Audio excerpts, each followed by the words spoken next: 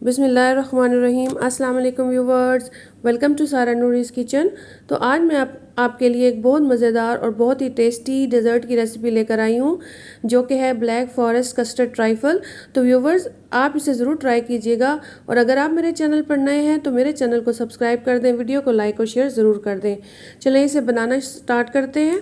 तो इसको बनाने के लिए यहाँ पर मैंने हाफ़ लीटर मिल्क लिया है। ये फ्रेश दूध है जो डेली घरों में आता है। तो आप इसके लिए कोई सा भी यानी डब्बे का दूध भी इस्तेमाल कर सकते हैं। तो इसको मैंने अब बॉईल करने के लिए रख दिया है। दूध को हम बॉईल कर लेंगे। यहाँ पर दूध बॉईल हो गया है। तो जब दूध बॉईल हो जाएगा तो अब मैं इसमें आधा कप चीनी डाल दूँगी। आप अपने टेस्ट के मुताबिक चीनी को कम या ज़्यादा कर सकते हैं।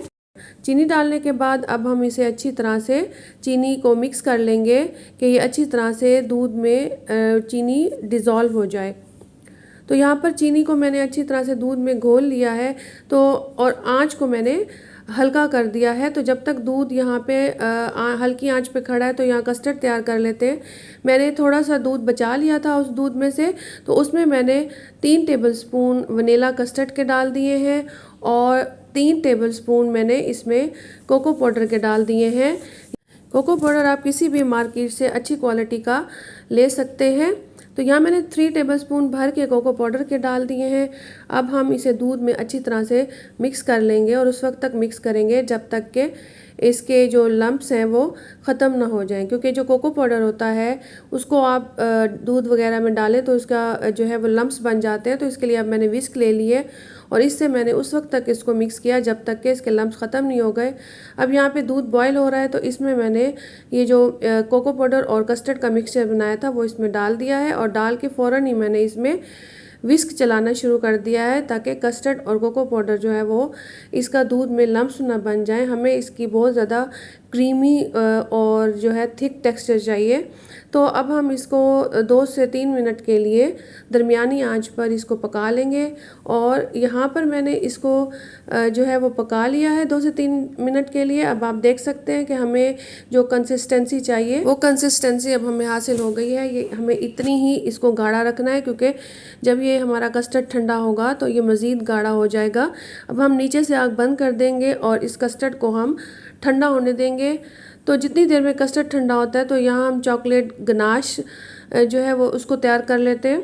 तो चॉकलेट गनाश बनाने के लिए मैंने यहाँ पर 1 कप चॉकलेट ले ली थी। जो डार्क चॉकलेट का जो बार आती है उसको लेके मैंने क्रश कर लिया था, और 1 पैकेट ही मैंने क्रीम ले ली थी, और इस क्रीम को मैंने माइक्रोवेव में थोड़ी देर के लिए यानी 4 से 5 मिनट के लिए गर्म कर लिया था, और इस गर्म क्रीम को मैंने इसमें डाल दिया है।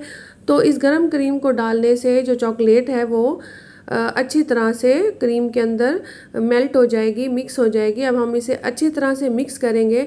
अगर आपको लगे कि जो है वो आपकी चॉकलेट्स मिक्स नहीं हो रही और क्रीम थोड़ी ठंडी थी, तो आप इसको दोबारा से जो है वो 20 से 30 सेकंड के लिए इसको माइक्रोवेव में रख सकते हैं। तो यहाँ पर मैंने क्रीम जो है वो गरम क्रीम डाली थी, और यहाँ पर हमारी अब चॉकलेट गनाश तैयार है, और मैंने इसे चम्मच और विस्क की मदद से इसको मिक्स कर लिया है। और ये अब हमारी परफेक्ट चॉकलेट गनाश बिल्कुल तैयार है। इसको हम एक तरफ रख देंगे सेट होने के लिए। यहाँ पर अब मैंने एक बोल ले लिया है, और आप जिस तरह के भी बोल में इसको डेकोरेट करना चाहते हैं, सर्व करना चाहते हैं, आप ले सकते हैं। अब यहाँ पर मैंने एक वनीला टी केक ले लिया था, जिसको अब मैं यहाँ पर इसकी लेयर लगा दूँगी बोल के जो है वो बॉटम में, और इसकी अच्छी से लेयर लगा देंगे। तो आप इसकी जगह चॉकलेट केक भी ले सकते हैं, लेकिन मैंने वनीला केक लिया है, और वनीला केक के जो स्लाइसेस हैं उनको अच्छी तरह से बोल में हम जो है वो सेट कर देंगे। तो यहाँ पर मैंने इसको अच्छी तरह से सेट कर दिया है। तो व्यूवर्स, ये हमारा डिज़र्ट बहुत अच्छा बनने वाला है।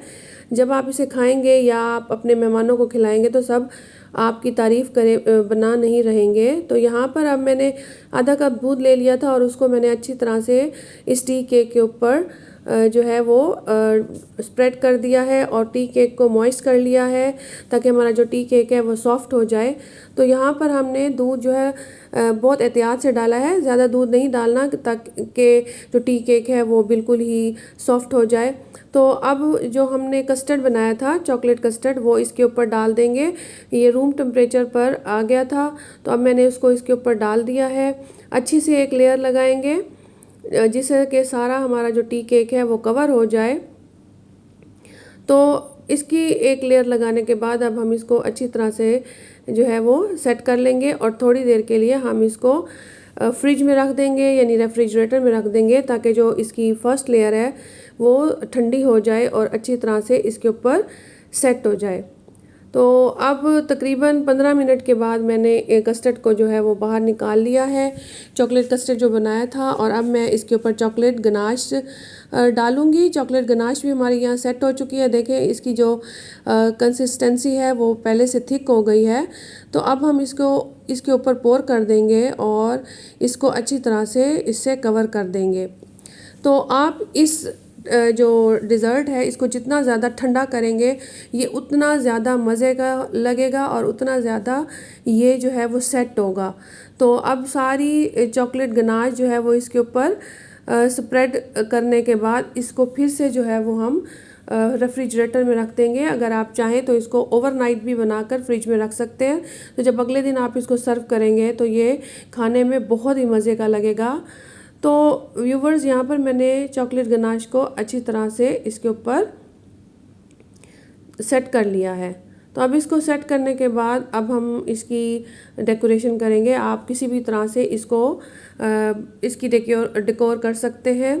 तो यहाँ पर मेरे पास थोड़ी सी क्रीम बच गई थी तो वो मैंने वो क्रीम जो है वो इसके यहाँ पे थोड़े थोड़े से जो है वो डॉट्स लगा के इसको जो है टूथपिक की मदद से मैंने इसका एक अच्छा सा डिज़ाइन बना लिया है। तो आप चाहें तो इसके ऊपर केक जो है उसको क्रश करके उससे भी इसको डेकोरेट कर सकते हैं या चॉकलेट भी क्रश करके इसके ऊपर डाल सकते हैं। तो कैसी लगी आपको मेरी रेसिपी? तो व्यूवर्स इसे ज़रूर ट्राई कीजिएगा और मेरे चैनल को सब्सक्राइब कर दीजिएगा। Thanks for watching. अल्लाह हाफिज़।